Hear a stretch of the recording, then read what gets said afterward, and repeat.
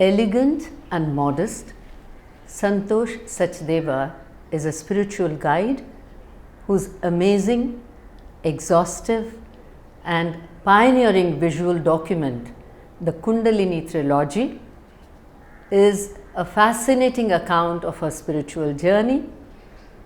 What makes it even more fascinating, even more special, is that it is at every step accompanied, complemented by visual depiction, which were inspirations that came to the author. Santosh is a mentor who conducts group meditation and spiritual practice sessions for spiritual aspirants at her residence in South Mumbai, India. Let's now find out more about her spiritual journey from this spiritual author and New Age guru, Santosh Sachdeva. Very nice. Santosh, let's begin with what you inherited as a spiritual legacy.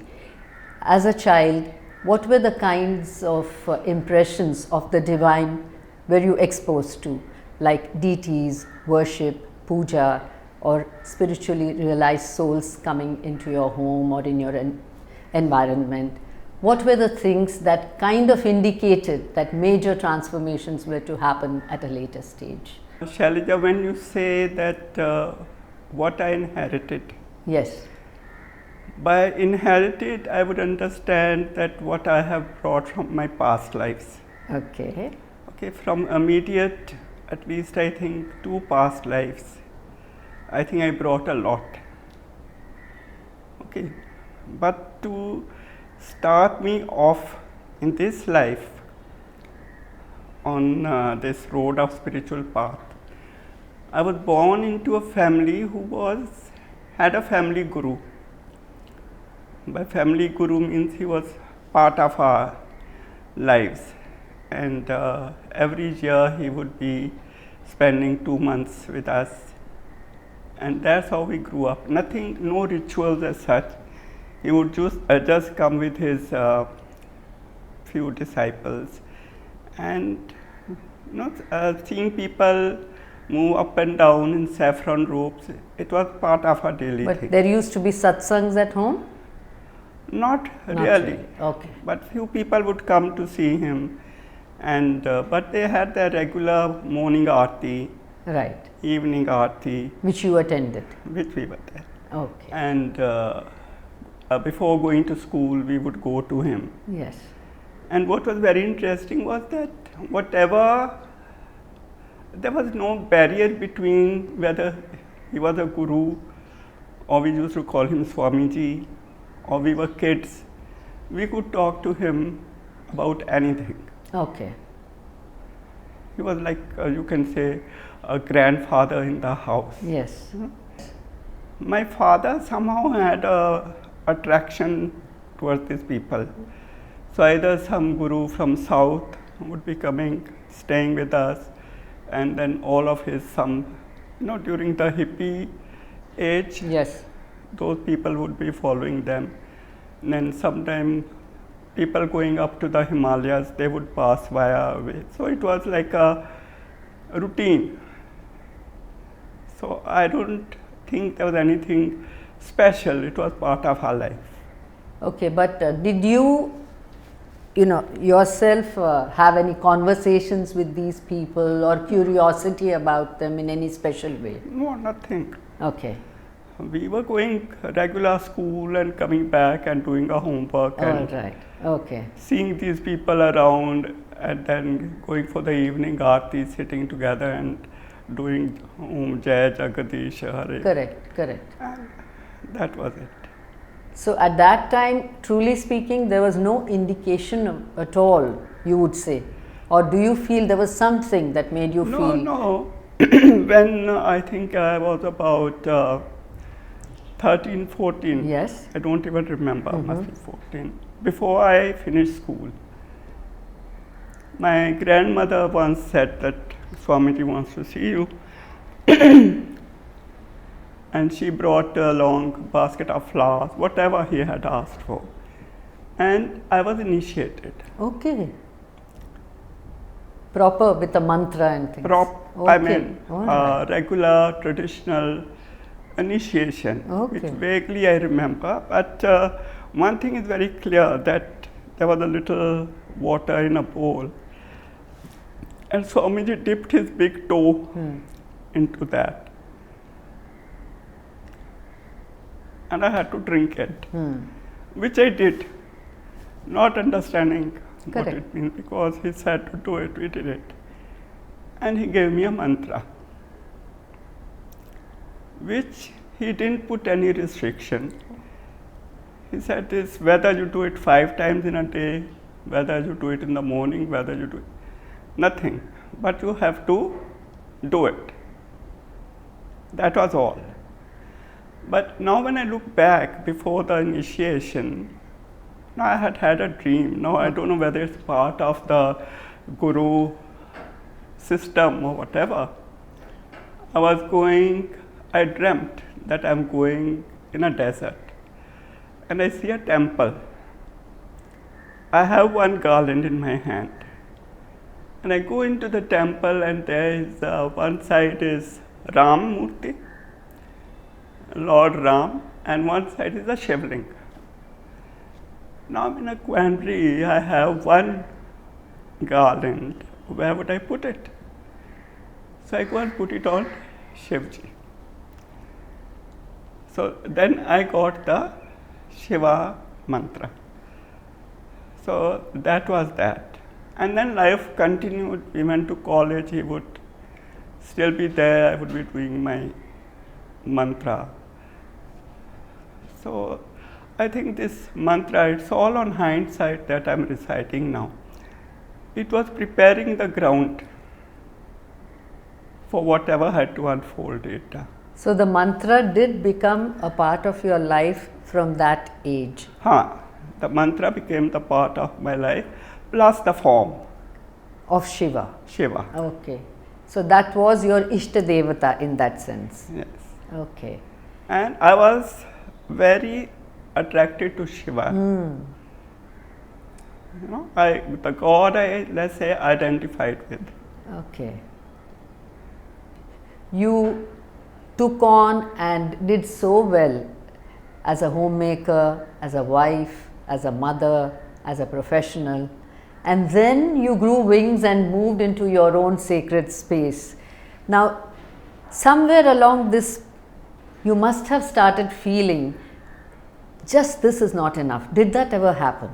Did you look for a guru saying that I want more than this? I didn't have to look for a guru, because in my mind, the Swamiji was our guru. Right. Of course, he had left his body and gone wherever he had to go. But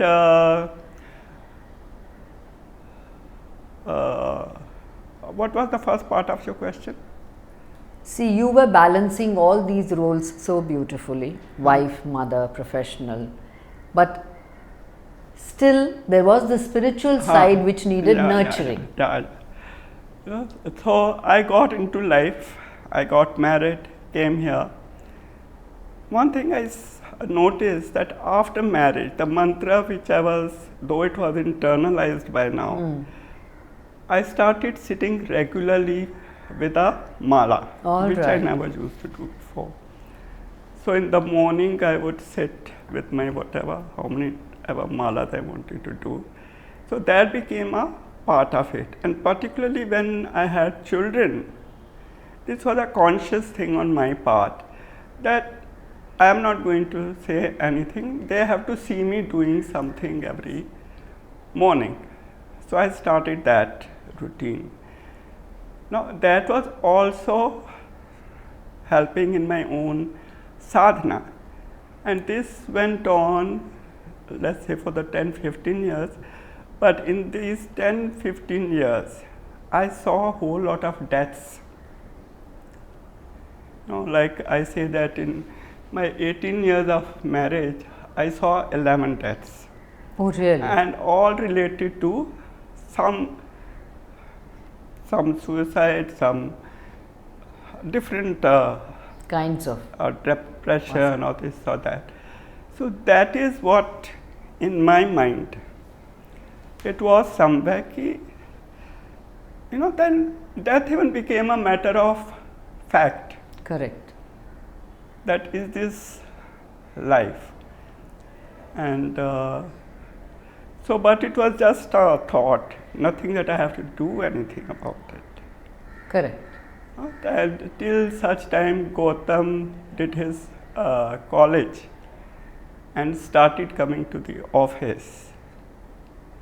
And after some time I felt that, no, and in the meantime a friend of mine started, it was around 95, August 95.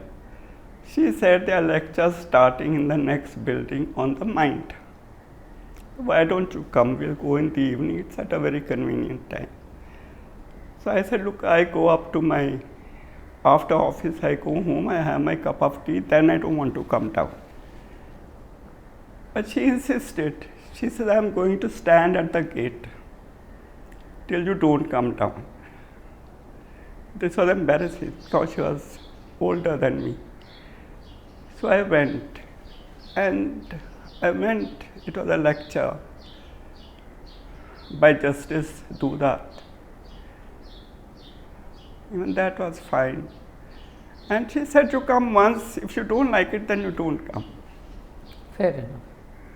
So I went and sat, and I found he was talking on the mind and all. It was interesting. I was always interested in the mind. So I came back.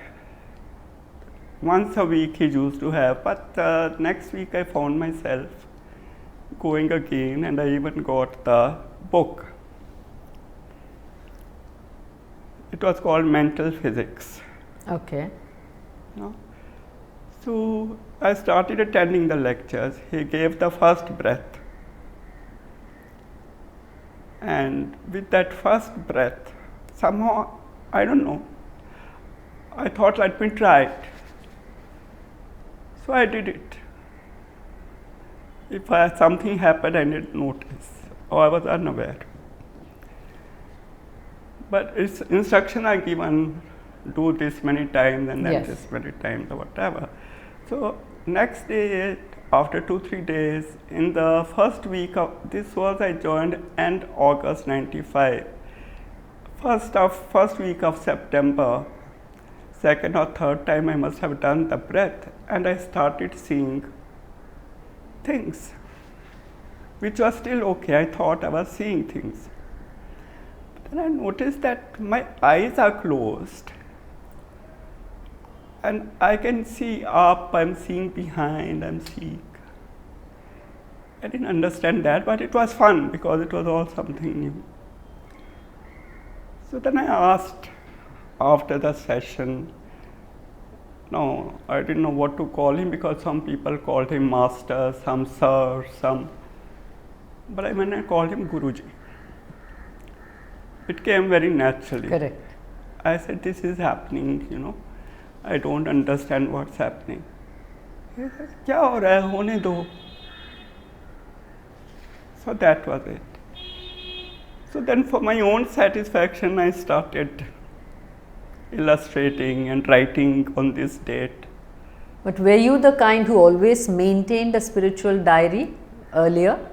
No. No diary at all. Okay.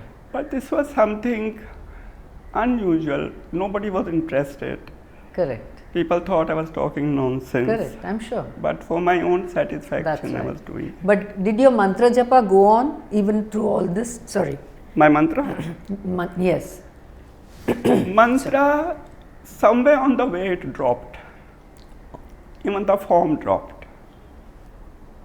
But I was very aware of that. Form dropped means he's still I call him, Shiva is still my favorite. But I'm not hung up.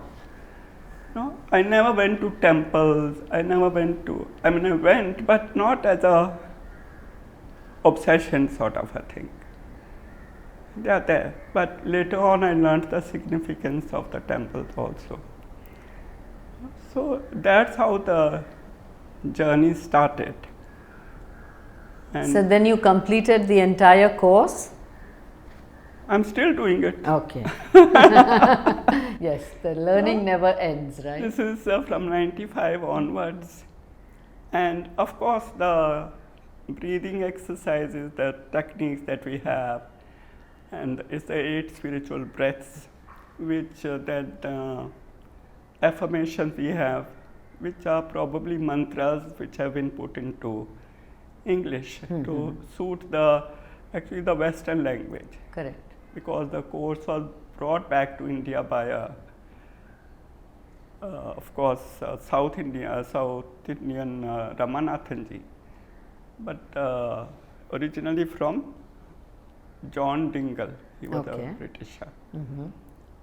And that's how then Ramanathanji became the founder of this course over here, and he called it Brahmvidya. We don't call it mental physics. So that, but you know, Shailaja, you will be surprised. Nowhere in the mental physics book is it mentioned Kundalini or Chakra. Okay. It is a basic self-development course. So that's the beauty of it. And the only thing is in the introduction or the foreword, when I read it, it says, do not doubt, do not fear. Have a childlike faith. So I asked my Guruji, I said, what can there be there to doubt and what can there be to fear? And what faith? I mean, it's a regular course.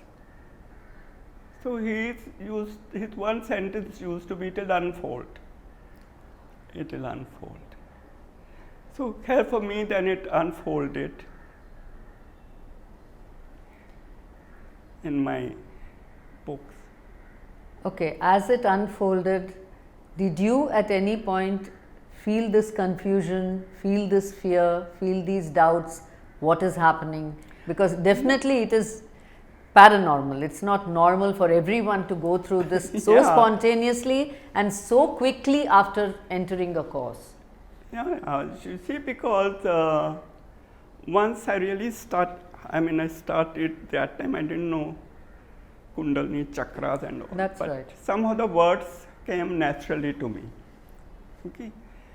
Now, Guruji, when I started drawing certain things which were strange to me, I wanted to know. So I took up an appointment for him because after the class there would be he would just rush off. I went to his house. So he sat me down. He said, what is it? I said, look, all this is happening. And I don't know what is happening.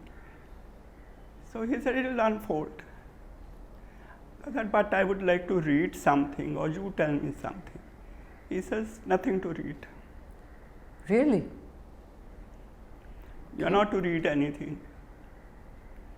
So I said, what is happening? He says, do you want it to stop? I was thinking, I don't know what it involves. True. So then he asked me, he said, do you have old parents to look after or in-laws? I said, no. He said, do you have young children to look after, to take care of? I said, no, they can now fairly look after themselves. So then, do you want to go on with the journey or do you want it to stop? I said, I want it to go on. So he said, do you have any fear? I said, no. What fear? I didn't know what is there to fear, in doing this course. And faith, somehow this word was, I always took anyone's word, if anyone in authority said something, I took it for granted. Correct. So the question of doubt didn't arise. So then he said, carry on. So I carried on. So it was a beautiful journey. Then sat for meditation. Once a week he would have meditation. I would sit with him, with the other group. But I was seeing a lot of his aura, which I didn't know what it represented. This was with open eyes during the class? Not open eyes, it's with while we are meditating. During the meditation, okay. Not during lectures, or when I'm meditating at home. All right. At home, I would see my own internal workings. At his place, I would see the energy, the way it was working for him. Now, of course, I know. And but the guru thing didn't happen still. Okay. Though I was seeing his aura, I didn't know what it meant. And then one day I was going back, looking at the illustration.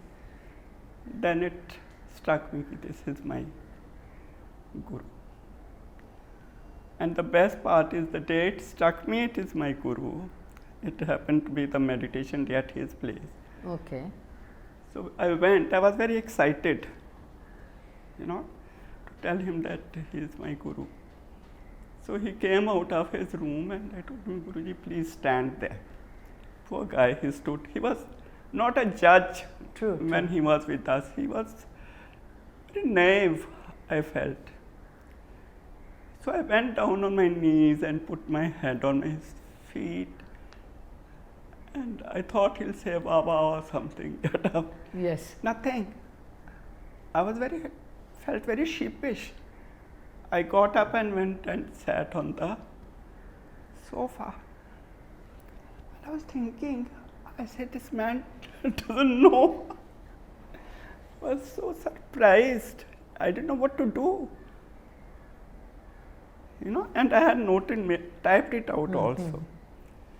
I couldn't contain myself. When I sat next to him, I said, Guruji, you are my guru. He said, acha, theek, let's sit for meditation. So that was it. So the whole journey is very interesting, day to day, till 2000. Illustrating, that's noting 5 down. years? 5 years? No, 5 years.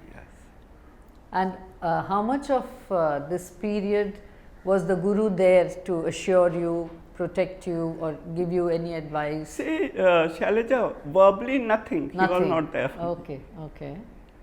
Not there for me means in the 11 years that I knew him, I must have met him privately 4 or 5 times. Okay. Otherwise, I would share with the meditation when everything was there, and he would. And how long was that? How many years did you attend his meditation group? Till he passed away, from 95 to 2006. Okay, that's 11 years. But see, he created a space around that it was, one could be just oneself. That's right.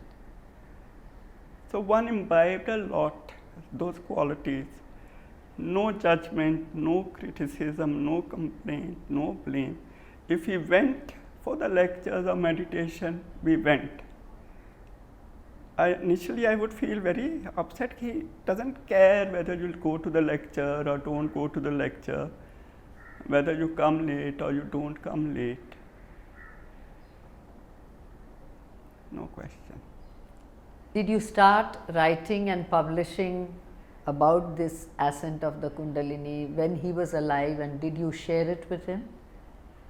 See, I was sharing with him anything I illustrated. Right. Sometimes I would even test him.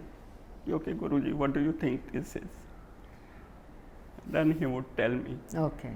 I said, okay. So I felt that, I was the teacher sometime when he was the student. People they couldn't go and sit near him. Correct. His energy field was so strong powerful, that people couldn't be that near. And he would not say how, why, or what. He would listen very carefully. No, okay, and then understand it and then answer. So it was a beautiful experience. Tell us now about your magnificent Mammoth trilogy, about how, if you like, you can tell us about how you experienced it and when you felt inspired to document it, and how the skill to draw came.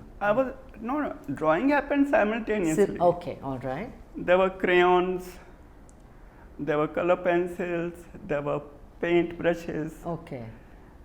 There was no sense that I'm producing something or it's new or nobody's done it or nothing. Nothing. It was the inner urge.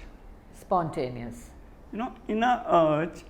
And then to understand it, I went to, somebody told me, go to Chetna. Okay. This is after 3-4 years. Right. Because he has said no reading. But then I thought, maybe, okay, now I understand. When I told him first time, Guruji, I think chakras are moving within me. He says, Santosh, chakron ke chakron mein mat pado. Yes. Just forget it. Correct. And so I went searching for books. I didn't know which book to look for. They were very thick books. And I was looking and on one shelf, and I felt I heard a funny sound in my ear, which I had never heard before. So I thought maybe it's pointing to some book. So I went back again, and as soon as I heard the sound, I picked out that book.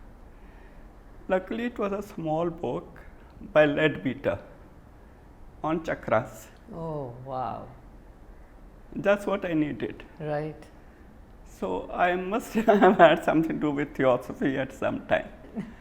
Then I read Annie Besant, Leadbeater and John Woodruff and whatnot.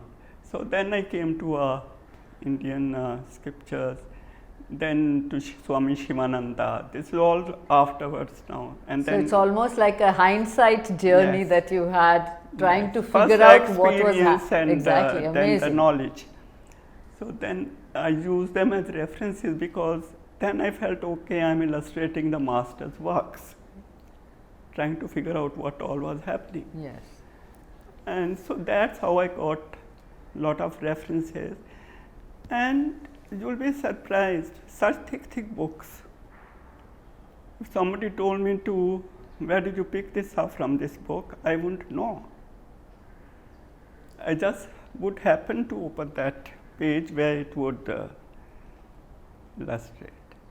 So this went on, then we made a pile of all this and putting it away,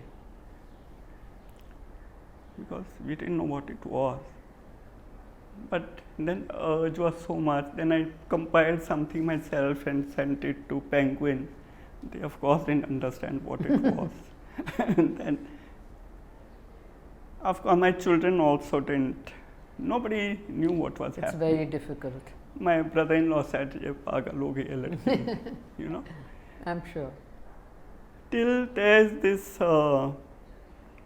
we had a group of friends who were busy doing on the mind and all these little things. So I asked them, look, I have now got a whole lot of these things. And on the computer I would take out pictures and all, try to put them together. So I said, you come and tell me, I've made a small booklet. I want someone to edit it for me. So these girls came, ladies, Katie and Rohini, both. One was a healer, the other was a mind, also person of experience. Okay. And they brought a third person along with them. So I had made copies, one for her, and this third girl came. So she said, Santosh, can I have one? I said, okay. So I said, 3 of you take, and after a week we'll meet again and see how we can put it together. So they came, 3 of them, and the one who was just tagged along, she gave me such a detailed rendering of what these illustrations mean. Okay. So she said these cannot be put aside, these have to be brought out. This is a message for you. You know, already the urge was there within, Correct. but didn't know how to put Correct. it together. So she happens to be a very brilliant girl. Then who sat with me, stayed with me, stayed overnight at my place, digging everything from me. She was a writer, and made me come out with the truth. No dilly-dally. She was a dark master. Went with me to the libraries. So I told her, look, I can't go. It's the Asian library, this library. From where have you got this reference? I said, I don't know. But she would immediately, Okay. go at the back somewhere, look, and then find the. So she helped me put my first book together. Okay. That is Conscious Flight into the Immediate. So then how the whole thing started. The trilogy came after this. So one up, because otherwise it would be too big a volume. Correct. Now tell me something, these meditations that you did, these were done at home. Was there any time limit that you set, or it just went on through the night, or how was it? No, see, it became like an addiction. Right. It was not that I had to make an effort, Correct. you know. Somehow time was made for me. I would get up in the morning before going for a walk, sit for meditation. Why? Because I would be seeing pictures. I would come back from my walk, have my bath, do my breathing exercises, meditation, again see pictures. Then I would come back from work in the evening. From 7 to 7:30, he had specified only half an hour. Okay. Not more. Again, I would see whatever was to be seen. You know, so there was also a lot of help. My physical guru was there as a witness, Correct. but my all help was coming from the ascended masters. Tell us something about your astral travel. You have done astral travel during the course of your meditation. Of course, I've done astral travel.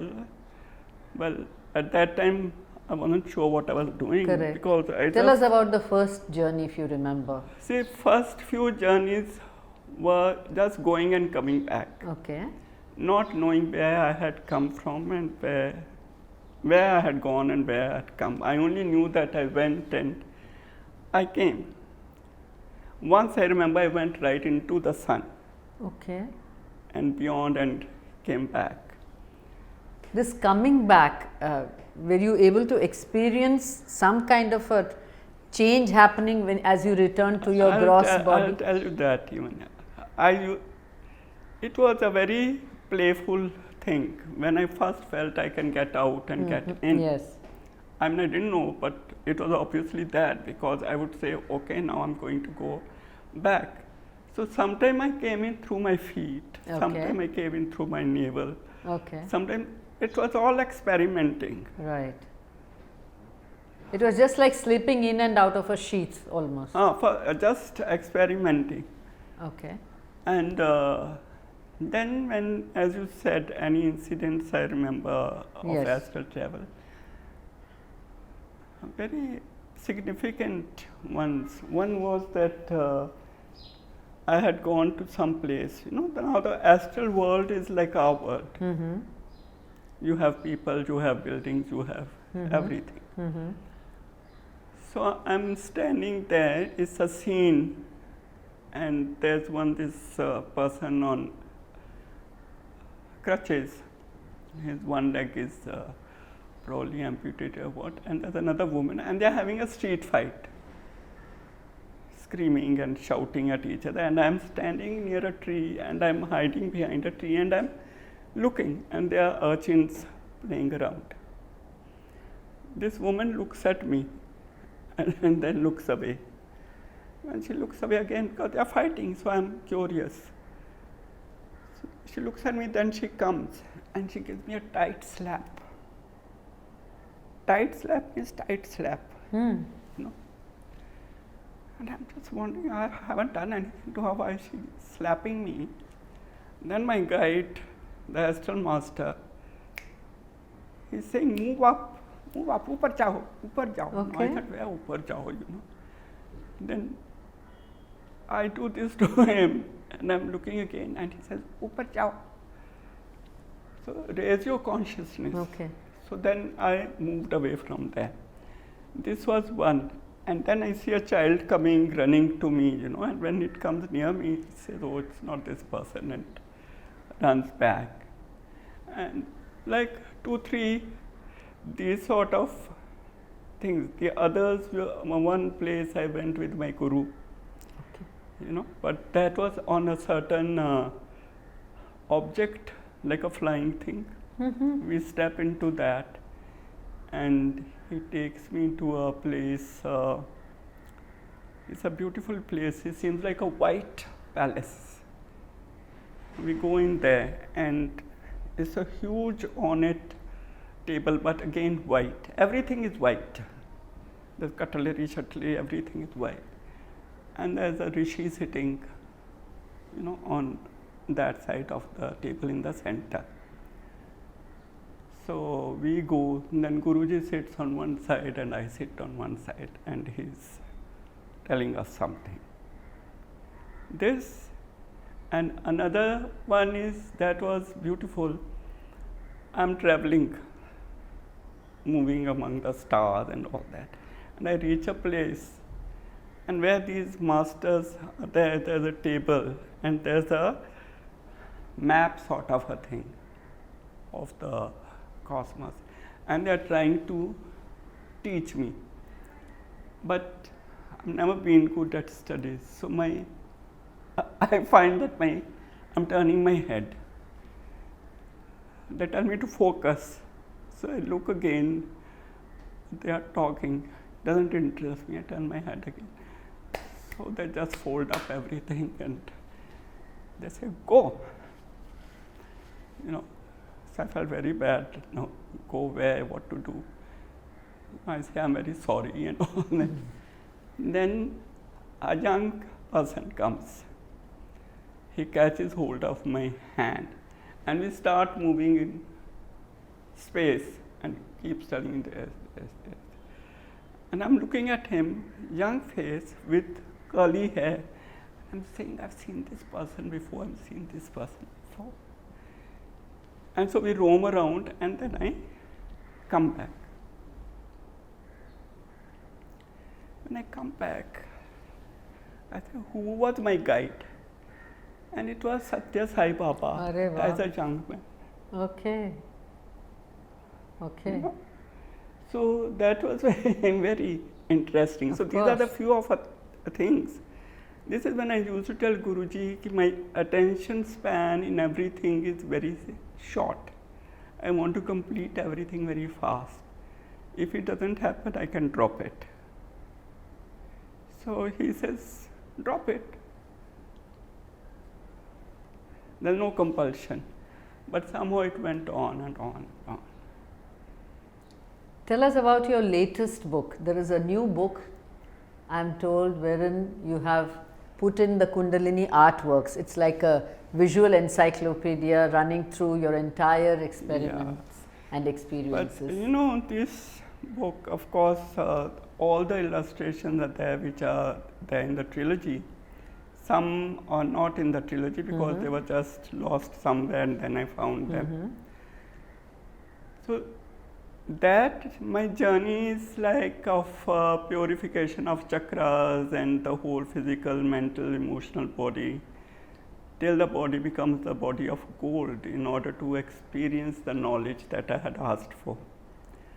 But in this Kundalini artworks, what I have tried to put together is, if we have a certain core desire, and in order for that to fructify,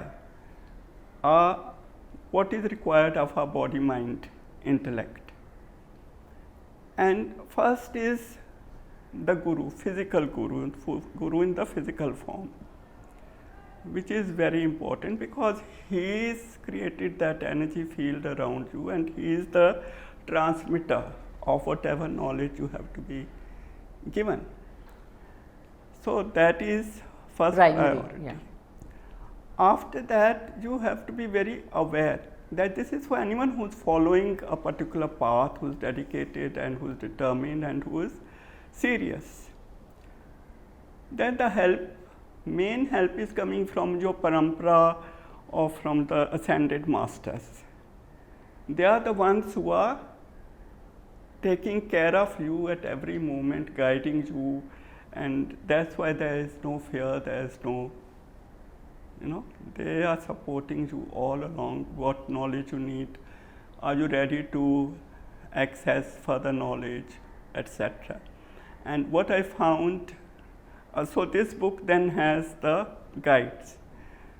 Then what is required to start accessing knowledge, not from the book knowledge, but knowledge which you want according to your understanding and system or your goal. So then your whole system has to be cleansed, the channels have to be changed, the grooves in the brains have to be erased and reinscribed. All that process goes on. Anything that is blocking anywhere, that has to be broken. So the Kundalini, it's a journey where you have to then surrender to the masters, to the energy within you, and relax and allow them to do the work. If fear comes in at this time, you cannot surrender, you do not have faith, you do not have trust. Even if this little doubt comes, the work stops. And there are occasions when it can happen. Right. What about personal do's and don'ts? Did you create any kind of code for yourself and which you would recommend to spiritual aspirants who are interested in entering into this journey? Are there any do's and don'ts you will say in terms of personal discipline, diet, movement, exercise, relationships, whatever? See, my guru did not specify anything. Anything, okay. He did not specify whether you should change your dress. He never said be a vegetarian. Okay. He never said don't have a drink. There were no don'ts. Okay. Do's, but you have to be within. But what about working on the mind? Working on the mind, like you said, automatically you started feeling that, I don't want to pass judgment. I don't want to pass judgment on other people. You were saying how, your attitude changes. That transformation, does it happen automatically or do you work on it? Working on the mind? Initially you have to work on. How does one do that? See, for me it happened by observing my guru, first and foremost. Right. And then to create awareness at every level. But if an understanding happens, then it becomes very simple. The other day one girl was asking me, do you still fall back into that, getting blocks and all that? I said, it can't. Because once you have understood that you have come with your own script, data, dialogue, whatever, and you have created everyone around's dialogue according to they'll say this and they will reply this. But the other person has come with their own dialogue, data, correct, their own scripts. So you're always at cross purposes. Correct. So once that awareness comes, then you don't have to practice. True. Then one just listens to the other person and understand ki, okay, this is that person's truth, this is my truth. That way, that is your truth. So it's better to allow it. You know. And if you allow it, the other person is happy, you are happy. Correct. Same goes for your children. True. You know, you never interfere with what your child wants to do or say unless it's completely out of context, you know. Otherwise, I really find some parents and children have a very tough time. That is true. Now see, where you are concerned, although your unfolding was so spontaneous, it happened, I mean the growth and the transformation happened very easily, perhaps because your spiritual temperament was fertile enough to receive it, and your upbringing was such, like you said, I took it for granted that, you know, I believe whatever somebody says. You know, that kind of touching acceptance and innocence was there, which made it so much easier for you to go with that flow. What about spontaneous awakening happening to someone who is not ready for it in other ways? I mean, I'm told that sometimes the Kundalini Shakti can create little powers in you, intuition, sixth sense, whatever, you know, little siddhis as they call them, and you can get diverted and it can even destroy you. What would you have to say about this? See, if one is, as I said, going into it with awareness. Right. So now, then siddhis come, it's okay. You don't get carried away. No, what is there to get hassled? You don't even know it has come. Right. See, unless one is working towards, okay, now this is the siddhi I have to use it, but I better be careful that I use it for the good of the person and not for the bad. Yes, yes. Or not do it at random. Yes. That is fine. You know, and you move on with the journey. Correct. So then you get, you know, that's why they say that, if you only then stop your sadhana and okay, say now I have got this Shakti or this power, I can do good for people, that will not last. Correct. And then sometimes one can just become a little selfish and do it for one's personal material gain also. You know, and this will happen if somebody starts misusing. Another thing, once the course book said, which does not talk about Kundalini chakras, that this is your own private book, no other hands should touch it. Okay. So I used to wonder why. Because this is the thing that comes with it, these gifts, you know, with this course. Correct. So when I wanted to change the course to Kundalini and chakras, my guru never liked the word Kundalini, neither liked the word chakras. Okay. Okay. He did not. I was my own self going, and I wrote the book, and then I wrote the introduction. When he was sick, he was in the hospital. And I went to him, I said, Guruji, I'm going to come out with this book. Synopsis, I'll tell you what it is about. So I read it to him. And I said, it also says in an advanced course that those who propagate, keep repeating the same thing or not doing anything to the humanity's benefit.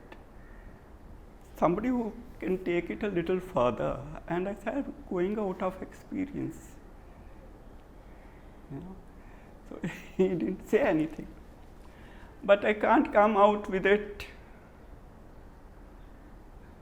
as the Kundalini 8 spiritual breaths till he gives his okay.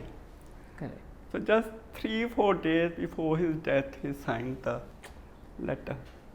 Okay, there have been other masters also who have endorsed and authenticated your in-depth work. Can you tell us about this experience? The living masters who have authenticated it. No, that I think first of all, it required really a master to say, okay, this is something. You know? Correct. I don't know how to put it, maybe afterwards I will share it. But the first person who wanted to see me when he saw these illustrations, not in the form of a book, was Baba Ganguly Maharaj of Khopoli. Khopoli. He is known as the patron saint of Maharashtra. So I was very thrilled, at least that there's someone who wants to see me. So I went to with my editor to him, and he was very happy. And then he was speaking in Marathi, which this girl then translated and took to him to okay it and sign it.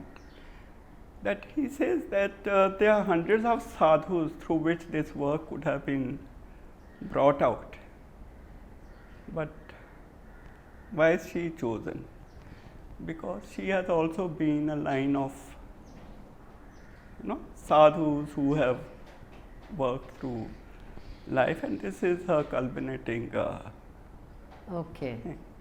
So very nice, lovely person. So he then Bihar School of Yoga, Swami Niranjananand Saraswati ji, then of course Guru Nath of Hansa Yoga,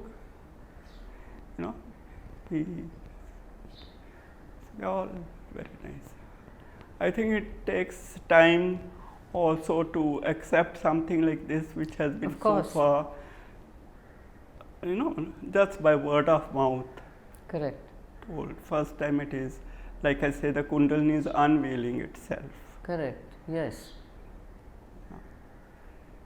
What would you have to tell spiritual aspirants, people on the journey? What would you have to say to them? See, Can they use this as a guide, or look forward to experiences like this? Would you say that? Initially, when I started getting my experience, I thought it was just a joy and a fun thing. Correct. For me, it was an adventure, of course, with a little bit of pits and falls.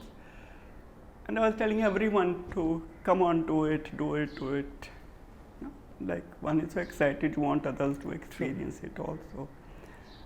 But then as I went along, I toned down, because it is something you have to do seriously. Correct. So anyone who's on the path, particularly if it is the ascending energy path, luckily our course is the descending energy, which is much safer, which if you are doing on your own, and if your guide is sitting somewhere else, you want to consult, you can be guided.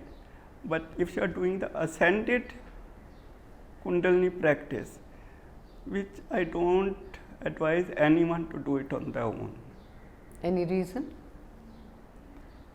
See, because the ascending energy is a core earth energy. And it's like at the base of a spine. So the first three chakras, that is the Muladhara, Swadhisthana and Manipur, these are the three. Usual humanity comes and lives and dies in these three chakras. True. So the idea is to cross the Manipur chakra. Yes. So if this energy arises without any preparation, without proper environment being created for you, that means a guru and sangat and all that. Because if by your own practice you awaken it, and mentally, emotionally, physically you are not ready to understand what's happening, then it can create havoc, because all your sanskaras, karmas, all are embedded in these three chakras. And I feel Manipur chakra takes the longest to clean out. Correct. So and then if you advance and you are going through different levels of vibration, then you come across the entities that, like I came at the astral travel, somebody slapped me. People can go mad with that slap. I know, I'm sure. I have seen. And we used to at that time wonder, not knowing what happened. He says, किसी ने मुझे चांटा मारा, पागल हो गया. And then there's a chance of the consciousness shifting as you advance. Like for me, I have given in my book, I was painting, my brushes were there in a mug. My consciousness went and attached itself to the mug. I was a mug and pretty happy being a mug. No, if I was not cocooned in that tattva, Guru tattva, I would not have been able to come back. Right. So it's not with Kundalini yoga without Guru, whether ascending or descending energy should not be, because these are people, children are following the net, doing this, and then doing one other practice, then doing one other practice. They are creating a network of jumble of networks in their nervous system. I'm very glad you mentioned this, because this is very important for spiritual aspirants to know. Yeah, because if somebody comes to me that I want to do 8 spiritual breaths, I first ask them, have you done any other Kriya course? Correct. If they say yes, and I said, you can come for meditation, but you are not to practice the breaths. Correct. Did you do any past life regression yourself? Did it happen automatically? Were you able to see? A lot. Okay. Enjoyed it. And what I learned from there was that certain fears that we carry, certain big emotional blocks that we carry, which we don't know, sometimes we are just sad, they are related to past lives. And it is possible to cleanse them through spiritual practice in this life? Is it possible to cleanse and remove those blockages? No, once it comes to your awareness that it goes. You lose it, no? Right. Then you know it's not related to this life. And when you're viewing the past lives, somehow it's just like there's no emotion attached to it. Correct. But at one point in one of my past lives, I experienced the emotion in this physical life. Then I knew that, okay, this is something was coming from there which dropped. Right. I attended with that. Right. No? And then certain fears, I had big fear. I love horses, good breed, all these race horses and all that to look at. But I'm quite scared of them. And then all that came from a past life. Okay. Dying while riding and all that stuff. So all my sadhana I have done as past life in the Shamshan grounds. Okay. Once with a Tibetan master and one, I think, immediate past life. So earlier lives, I don't know what I've done. Okay. So do you, apart from your sessions which you do with your students, first of all, tell us about this transition from Shishya to Guru. You were a student of Brahma Vidya. As you say, you still are a student learning, and at the same time, you have also changed into becoming a mentor and a guide for aspirants. How did this shift come, and what is happening in this shift within you? See, while Guruji was still there, I told Guruji, I said, Guruji, I want to start taking meditation. Okay. I just wanted that I have to start taking meditation. So he said, start. I'll support you. So I started while he was there. Okay. At least 2-3 years before he passed away. And I used to, just 4-5 of us, sit and we used to meditate. And that's how I started. But then I didn't know meditation mein baith ke karte kya hai. I was a silent meditation. So I asked Guruji, okay, I said, now what do I do? We all close our eyes and sit. He said, you do nothing. It was very strange. So I said, nothing. He said, no, you don't do nothing. You just relax and sit. That was it. So, in our meditation, it's the Shakti which, because our Guruji never initiated. Okay. So, there's no initiation. It's the energy which moves through you, then initiates those who have to be initiated. So you do believe that when you were sitting with the Guruji, it was the Shakti within him which was vibrating and motivating your meditation process to move forward. Is that what it was? Well, When you were doing meditation in the presence, in the aura of the Guru, it is his motivation that was inducing your meditative process to move forward. Do you think so? Probably. Because my meditation and energy and all is all the time, it's moving. Right. And so what do your students say when they have a session with you? They feel that energy coming from you? See, how does the Guru know? If my Guruji was sitting, if I didn't show him all this, what I was doing, I don't know about him, but if my students did tell me, oh, I felt this or I felt this, I wouldn't know. I would only, I'm talking about only myself. Right. When I take meditation, children who come, or people or grown-ups or whatever, I just see the energy move through me and going to everyone. Okay. I see some are receiving it, some it's passing by. Oh, you can make out. Okay. Who's receiving it, who's not receiving it. And then I try to understand why they are not receiving it.